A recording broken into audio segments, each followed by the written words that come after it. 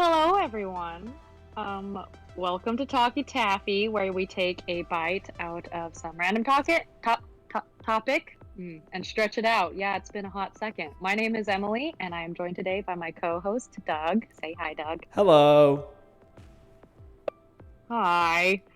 So we've been away from the podcast for a hot second. I've been busy with some outside work, and we're finally back at it for at least a couple more weeks. So, I've had 2 eye surgeries since then.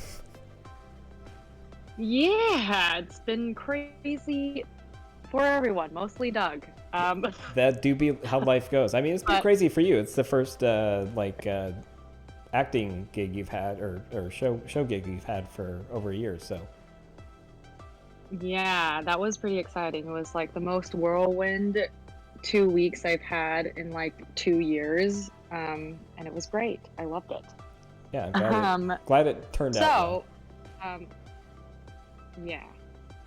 So today, ironically, we're going to be discussing memory error. And I say that ironically because I literally forgot that the podcast was happening today until about maybe like 5 hours ago.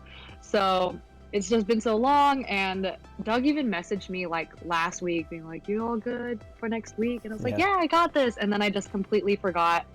Um, so, that being said, today is going to be a very crash course on memory and the many different types of errors that can arise in the process of recall. And I really did not plan this. It was just happening. It just happened to be topic for today, and it's very, very applicable, I must say. I don't think it's total coincidence So, that our topic about memory took place after like a month-long break from the show. yeah, but I even was reminded last week, and I was just like, oh yeah, that's the thing. It's Yeah. okay. I got this. I have a week, and then I just totally slipped my mind. So, brief review on how memory works. So, in a previous episode, we discussed how we develop skill and talent, and how our brain myelinizes or solidifies certain neural pathways for learning. And memory, that's memory. That's basically what memory is. It is the reactivation of specific groups of neurons formed from persistent changes in the strength of connections between them. Just like muscle fibers, And right? basically, yeah. And the more you activate certain neuron or neural pathways, the stronger they will get and the quicker they will get to be activated. And that's critical to the structure of memory in your brain. So, memory recall, as we all know, our brains are not perfect, and we can sometimes have trouble remembering things, or we even remember things incorrectly. And there are so many different types of memory error, and a lot of this has to do with how our memories are formed. So there are several theories on how memory works, on recall, and it's so difficult because it's such an interconnected field of study, because your brain, not one part of your brain is completely dedicated to one thing. It often reacts in conjunction with other parts of your brains. Sure. So one particular theory on memory recall and creating memories is called the spreading activation, which refers to when several neurons in your brain fire in associated memory links. So basically, it's saying that memory is a web of interconnected ideas. So you can't have one memory that's like completely isolated. Somehow, at least it will be, if you need to recall it, connected in other ways to different thoughts. I forget if this was like an episode So of Black Mirror or something that I watched where they did like targeted deletion of memories, and it had like huge ripple effects on how that person's personality was. Basically, the history that led them to be the person they are today was kind of accidentally erased when I forget if it was like a traumatic memory or what the case was, but the intention was good, but there's all these side effects that can come out of deleting what seems to be an unrelated memory.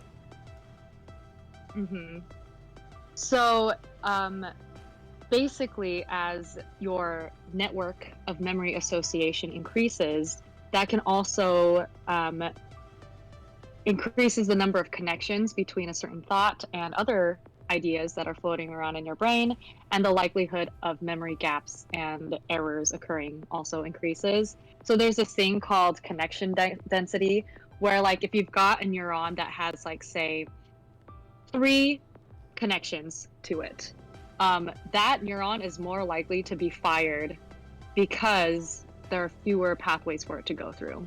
So it's kind of like if you've got traffic coming from 3 roads joining into one to go out somewhere else, that one road is going to be pretty busy. Okay. Whereas if you've got too many connections, sometimes that, although it can sometimes strengthen a memory, it can lead to memory errors because it can lead to misfirings because there's so many different pathways for the neuron signal to go through. Okay. So that's like one of the big theories on memory recall. And a lot of this is interconnected with things like retrieval cues, which is how you recall a memory based off of outside stimuli. So like if you think of something, so there are two parts to retrieval cues. There's the feature cues, where content from the original memory is used to recall that memory. And then there's context cues, where info based off of a specific content where that memory was created is used to recall that memory. So like it's like if you have a memory that's based off of like, oh, when I think of fantasy books, what is your favorite fantasy book? You think, okay, Harry Potter, because Harry Potter is a fantasy book. Whereas like, oh, you go to a certain location and you're like, oh, yeah, this is the place where I read Harry Potter. That's a very like generalized, probably not a super great example, but that's kind of like the difference between the two. Basically, the distinction being like those context clues is just like, hey, this is a bookstore. It has nothing to do with Harry Potter specifically, but I associate it because these two things happened at the same time. I was at the bookstore and I was reading Harry Potter. Yeah. And so depending on what kind of cues you subconsciously or consciously rely on for memory recall, that can also influence what kind of errors arise from you trying to recall that particular memory. So there are quite a few different types of memory errors, and the most common ones are these next 4, which is blocking, transience, absent-mindedness, and false memories. So blocking is the one that I typically get the most frustrated with, and I get a lot, which is the kind of memory that's like, you haven't forgotten the information, but you have a clear failure to retrieve that info. So it's like, oh, it's, what's their name? You know their name, but you can't recall it on command. So that's the kind of blocking memory error.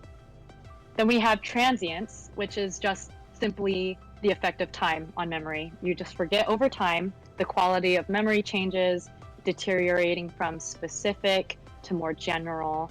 And there was a really interesting study that was done by Hermann Ebbinghaus. He's a very important psychologist when it comes to memory. And he did an experiment on himself where he just tried to memorize like a series of random syllables and see how long he could remember them over time. And what he noticed was that there is a rapid drop-off at the very beginning, but whatever he can hold on to after that drop-off tends to more successfully transfer into long-term memory. And a lot of the memory errors that we have here most of it is in reference to that more long-term memory, but also memories that haven't transferred from short-term to long-term in the most efficient way. So in absent-mindedness, that's pretty straightforward and clear. It's a gap in attention in the encoding process. So that information hasn't necessarily disappeared from your memory, but because you weren't paying attention or devoting as much brain power to that particular moment, it prevents easy recall in that moment in time. So like, for example, going to the grocery store and being like, oh, before I go to the grocery store, I need to remember I need to pick up milk. You go to the grocery store and you forget to pick up milk because you just weren't paying attention. So that's that kind of memory. Also, it's because like, you never really, that is me. You never really stored the memory, right? Like, yeah. Initially, so never like, you have the it. info. Yeah. And then when you get home, you're like, oh, I was supposed to do that thing.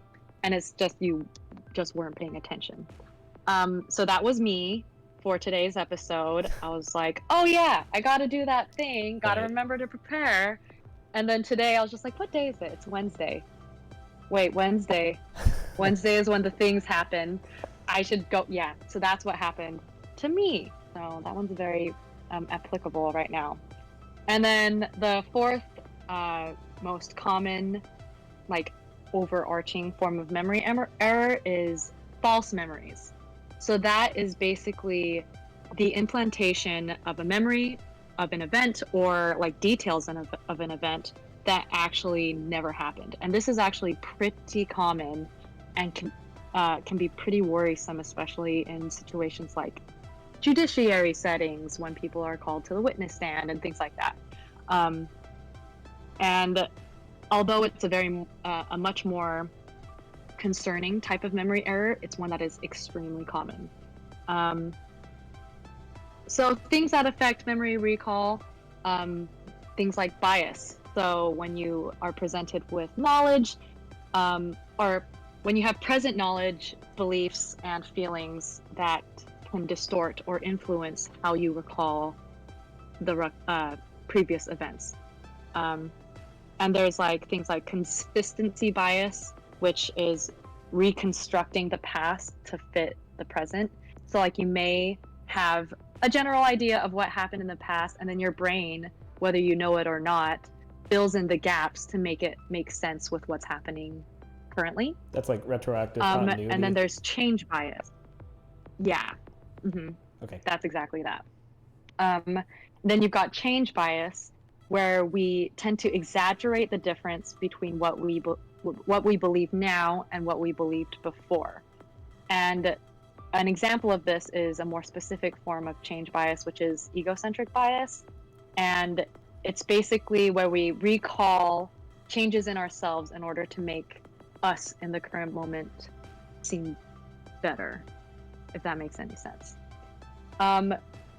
So the way that we feel in any given time, from day to day even, can influence the way that we recall events of the past. And this seems to be more prevalent in events that are further back. So the farther back the event is, the more prone it is to any kind of memory error at all. Another type of memory error is the misinformation effect, where you have a change in memory due to the presentation of new information that is relevant to the target memory. So that's where things like leading questions in journalism or like suggestion can really influence the way that you remember things. So if you walk up to someone, so if you have new information that's presented to you, like if someone says, oh, you're a witness to the crime that happened here the other day. Did you see the guy, the guy who was like attacking this person? He was wearing a white shirt, right? Right? And then that kind of information may lead you to think, oh, yeah, he was wearing a white shirt, when in actuality he wasn't. I see what you're saying. So that's where your brain can kind of have that suggestibility, and you recall something incorrectly. Then you have, I get this one a lot, source confusion or unconscious transference, which is the misattribution of a memory to a different source than where you actually got it. So like seeing an event in person versus on TV. Sometimes you'll have a moment where you're like, oh, I can't recall if I actually saw that or if that was just something that I thought I saw, but it was actually on TV. I get this a lot with dreams, where I'll have a dream that's really, really vivid, and then a week later, I'm like, oh, why hasn't that thing that I ordered on Amazon gotten here yet? And then I realize that, oh, that memory is actually coming from a dream that I had, and that actually never happened. That one can be very and this also unfortunate and like depressing sometimes when you wake up and you're like, oh, did I get up at 2 a.m. and text my ex or whatever like that, you know? Yeah. This is also really common with distant memories, in particular, childhood memories. So you'll hear things like, oh, I watched this scene on TV, but you think that you actually experienced it as a child, when in actuality, you probably didn't. And then, of course, along those lines, there's imagination inflation, where literally your imagination causes you to have memory recall errors because you exaggerate details and then eventually it becomes part of the memory. And every time you recall a memory, that memory is slightly altered. Yeah. And that's in part due to the fact that the memory becomes more and more generalized. And when it comes to imagination inflation, when you have that happening, imagination creates the familiarity with an event, and can be caused by simply imagining it. And when one imagines an event occurring, their confidence that the event actually happened actually increases because the familiarity that you have with the so-called imagined event.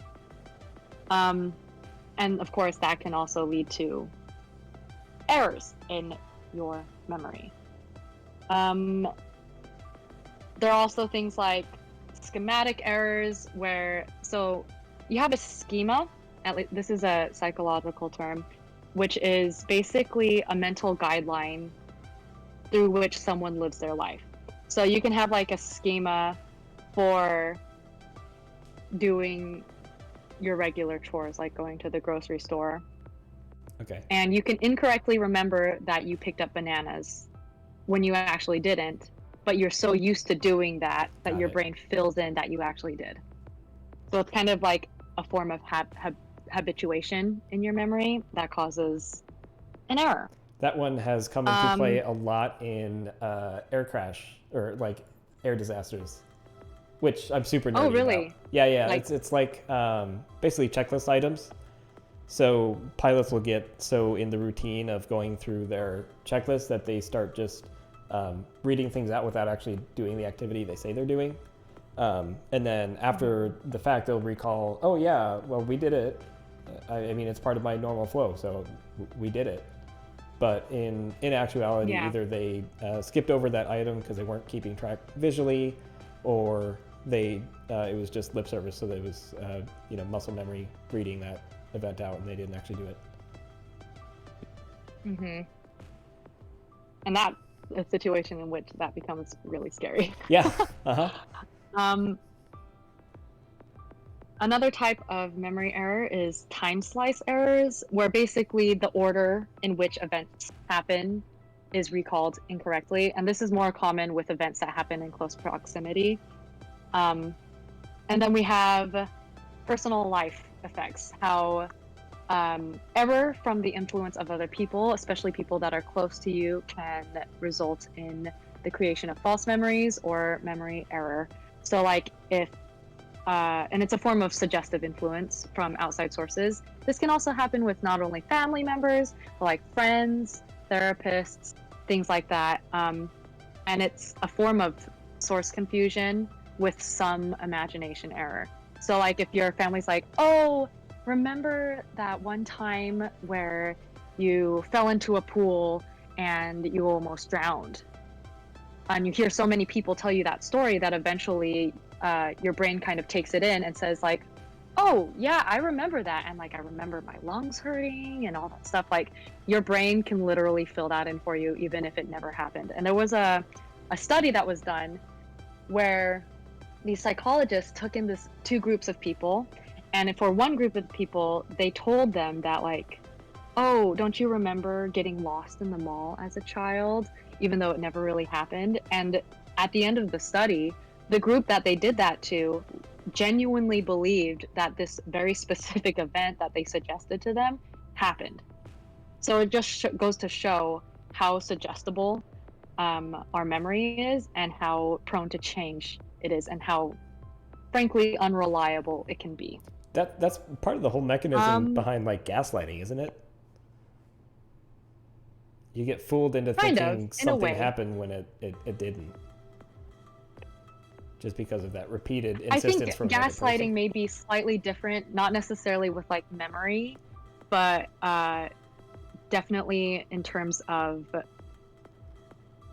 how you end up communicating with a person. I think, well, I guess that is a form of memory, but I don't think that necessarily influences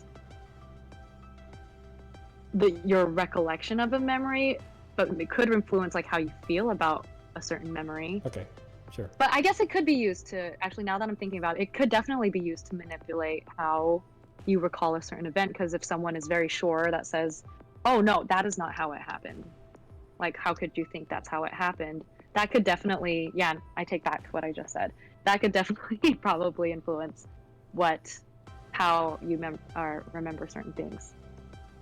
So all of this is to say, our brains are not super reliable. What? But I know, right? That's crazy. Anyways, like, what are we here for? Kidding. Who are you? That being said, there isn't much research or quantitative information on how to combat memory error, at least in a very systematic way, especially when it comes to just daily life. A lot of it has to do with attention and how you pay attention to particular moments, and also how you choose to, or how you position yourself for recollection. So I read this very interesting article that was put out by, it was co-written by three people. It was co-written by Chad S. Dodson, Wilma Kutzthal, and Daniel L. Schachter. I probably butchered their names, but it was really interesting where they focused on the formation of false memory and kind of exploring some ideas on how to combat that.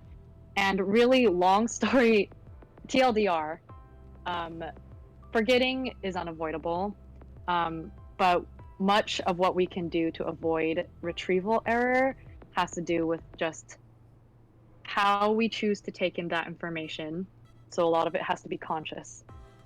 And then also how we go about recalling information. And a lot of that has to do with how you frame the question that you ask yourself. And retrieval cues. So the type of retrieval cue that you use can influence how accurately you remember an event, which is really interesting. So they studied quite a few different ways that you can encode new information, and one of the most effective ways is study test. So you look at something and then you test yourself at it. So I think I read somewhere, and this is going off script, I think I read somewhere that if you recall something actively 30 times, that helps with the memorization process. But a lot of that has to do with you testing yourself and forcing your brain to find that thing that you're looking for. So a bit of the struggle and myelination that I kind of mentioned in the skill development episode, Yeah. there's a lot of overlap. And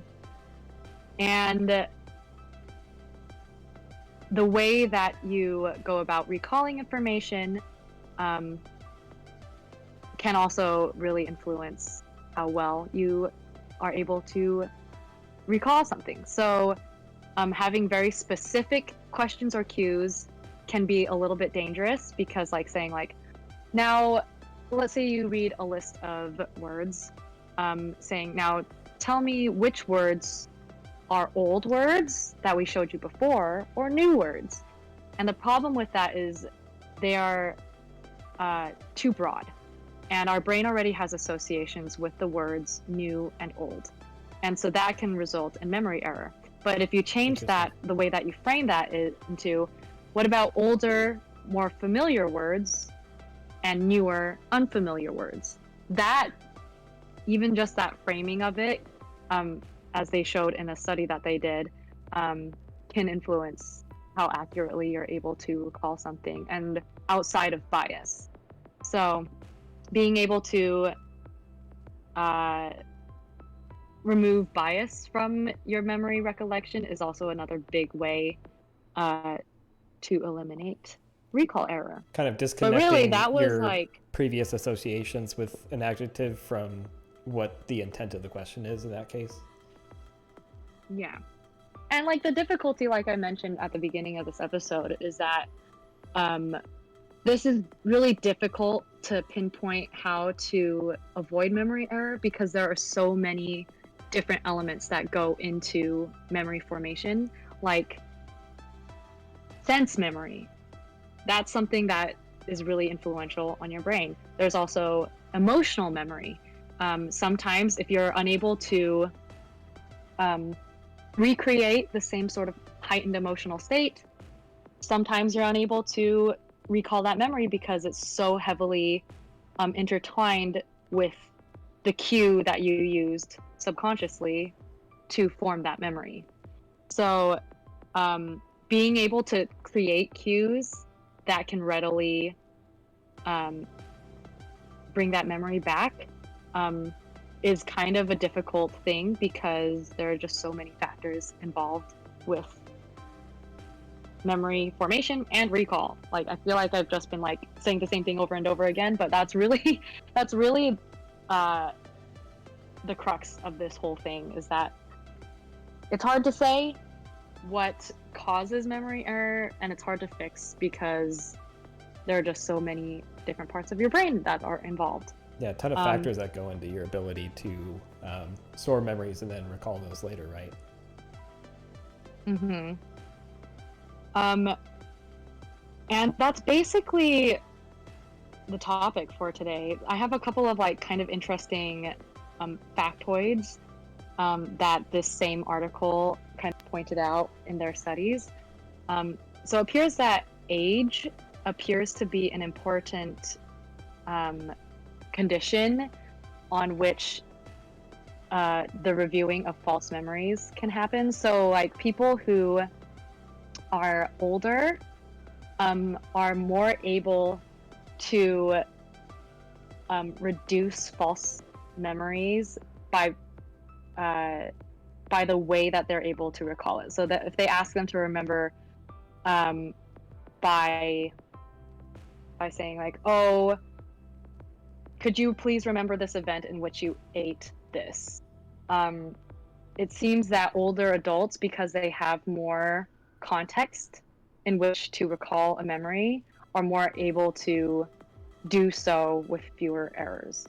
Whereas younger adults or children have a harder time doing that because there are fewer connections being made. And that's, so it's like a lot of like... If I understand correctly, it's either because they've only experienced that thing once or twice, or yeah, I guess it's just kind of like the repetition there. They don't have as many different pathways that can lead them back to that memory. Is that right?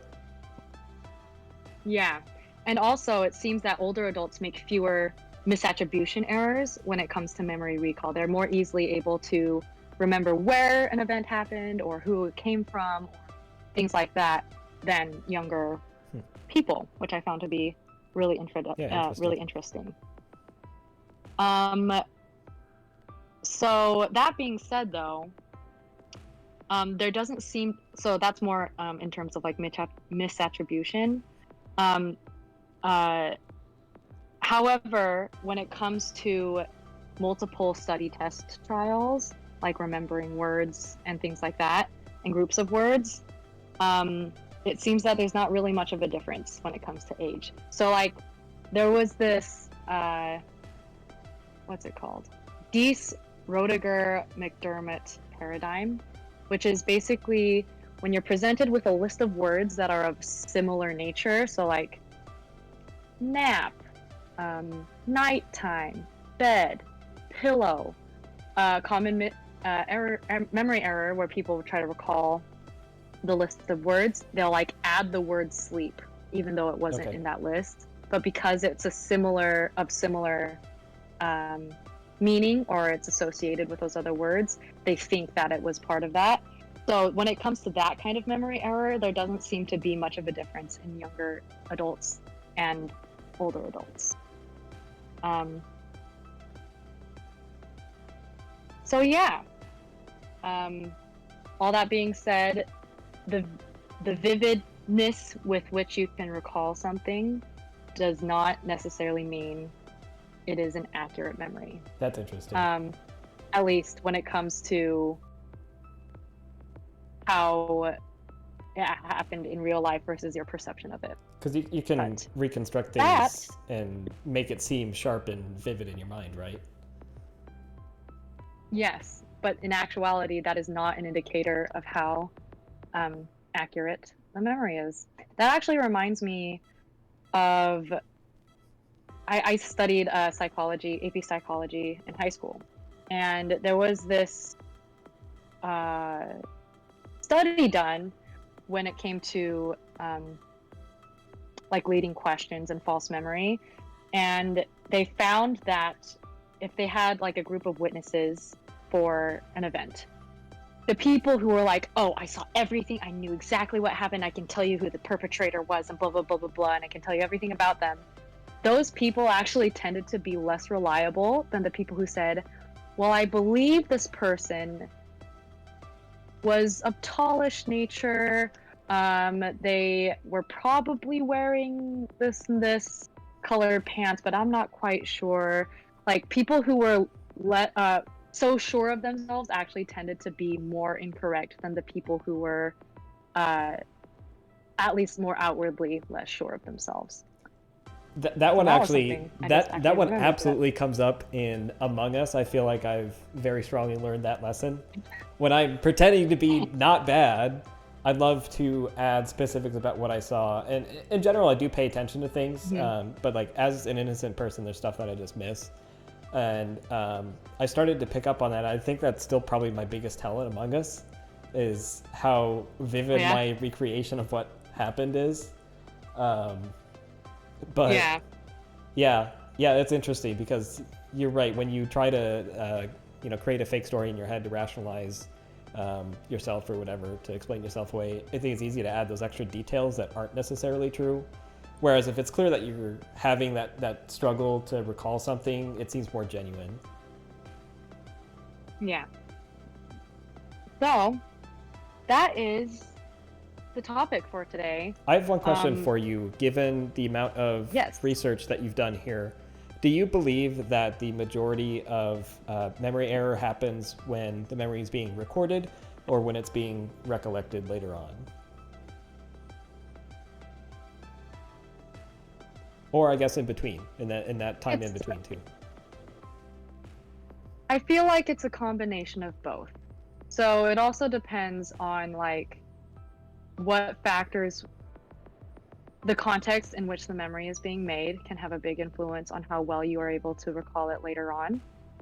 So like I said, emotion, or like even things like smell can really influence how you remember something, but also things given like transience, time in itself is an enemy of memory.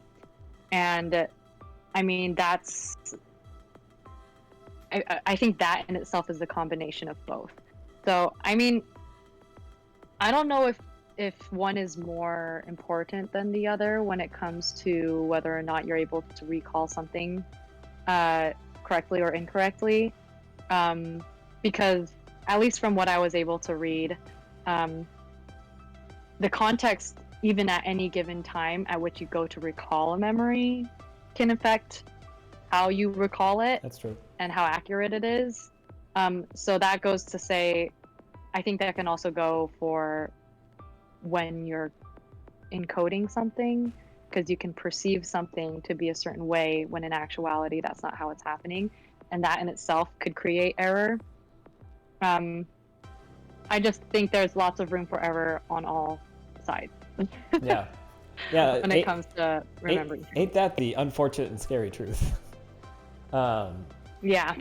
One thing that I learned not so long ago is that when you get drunk and black out, it's because your body's whatever system in the body stores memories basically shuts down, because your body's trying to do things like keep you breathing, and obviously it's losing bandwidth to do things to live. So it shuts down certain things like your ability to restore or to store memories. And then I guess breathing was a bad example because it also gets bad at doing that too, which is why you have to like yawn more when you drink or whatever.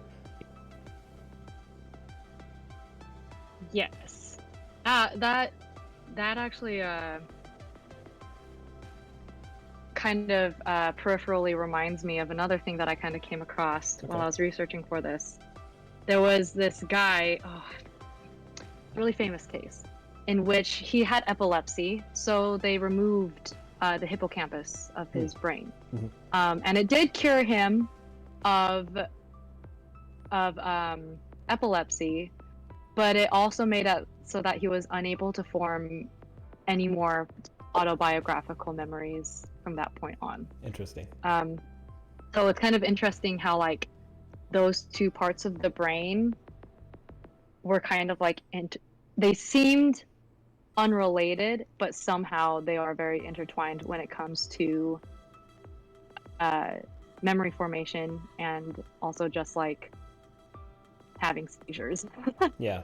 So that was a really famous case. I wish I could remember his name. It was like with an H.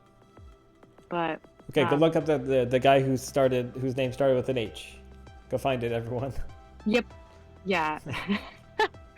If you just look up like lobotomy, I think it's mentioned in one of the sources. So okay, just Google the word lobotomy and it'll really, come to really you, folks. Interesting. Yeah. Or epilepsy in one of those articles there, then it'll definitely come up. See, that's me unable to recall the guy's name, but probably mostly because I didn't bother to encode it very, very well. Yeah. But yeah, that is today's episode. I just searched for a man with an H. Yeah. So thank you so much for listening/watching. Our charity for this time around is the National Asian Pacific American Women's Forum. It's a great nonprofit that addresses reproductive health and human rights, economic justice, and immigration, and of course, racial justice. If you have any words to say to us that are nice, hopefully, feel free to email us at talkytaffy@gmail.com. We have a Discord, which you should feel free to join. You can follow us here on Twitch. We do have updates that we will be posting to the schedule pretty soon because things are going to get crazy for me again in about a month. We have a Twitter that's not super active, but we have one. Hey, it sent 2 tweets today. We have a YouTube channel. Woo! So active. We also have a YouTube channel, so if you want to rewatch this, go ahead. We have our YouTube. And do we know what would you like to announce or not next week, next time's Yeah, episode? we'll be talking about our next charity drive 2 weeks from now. So catch us on July the 14th at 5:30 p.m. Central Time, 6:30 Eastern. Yeah, we're going to be talking about our new charity, and yeah. Gonna be a good one. I mean they're all good, but you should come see this one. And yeah, thanks for coming to join us during this weird time. I'm glad you were able to share some of your time with us, and we were able to kind of just talk about how bad our memories are. And have a lovely life. Thanks for listening. We love you guys. Thank you. Yeah. Bye. Thank you. Well, we'll talk to you later. Bye.